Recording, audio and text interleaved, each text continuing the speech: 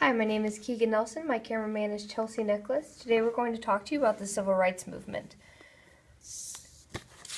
We're going to start by looking at the definition. The Civil Rights Movement was a struggle by African Americans in the mid-1950s to late 1960s to achieve civil rights equality to those of whites, including equal opportunity in employment, housing, and education, as well as the right to vote, and the right of equal access to public facilities, and the right to be free of racial discrimination. Next, we're going to bring up some of our key points. We're going to start by looking at Rosa Parks. She was most famous for refusing to give up her bus seat in 1955. Along with that, though, she had a long history of community activism, and she was the first woman to join the NAACP. She had much experience protesting.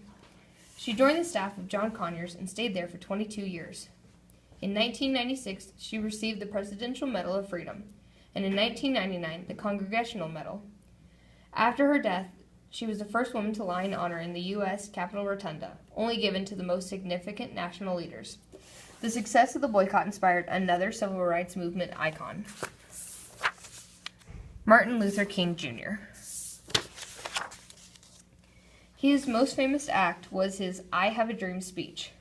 Along with that, though, he was also an ordained minister and had very powerful speaking abilities that could charm any crowd. The bus boycott inspired leadership in the civil rights movement. In 1964, he was awarded the Nobel Peace Prize.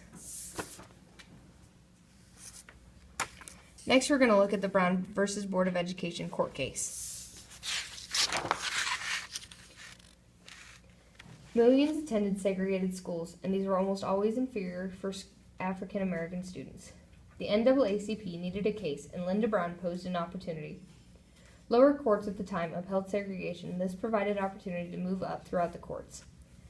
The court combined cases to form Brown versus Board of Education of Topeka, Kansas. The whole thing was about 2 years long, and studies took place during that time and found that segregation harshly affected African American children's self-image. In 1954, a unanimous agreement was reached that segregated schools violated the Constitution. The effect. The Civil Rights Act of 1957. This established civil rights laws. Executive Order 11063. This banned racial and religious discrimination in anything built or dealing with federal aid. The Civil Rights Act of 1964. This banned discrimination in public areas. The Voting Rights Act of 1965. This suspended literacy tests and other devices that excluded African American voters.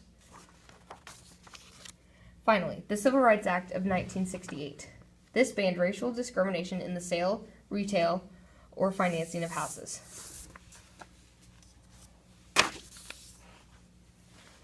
This is our conclusion.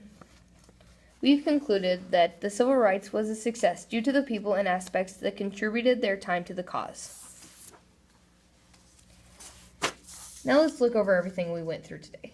We gave you a true definition of the civil rights movement. Then we went through some of the key points, such as Rosa Parks, Martin Luther King Jr., and Brown versus the Board of Education.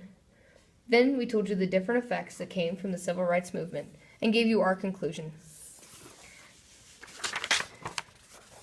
We'd like to thank you today for joining us on learning about the civil rights movement. Thank you.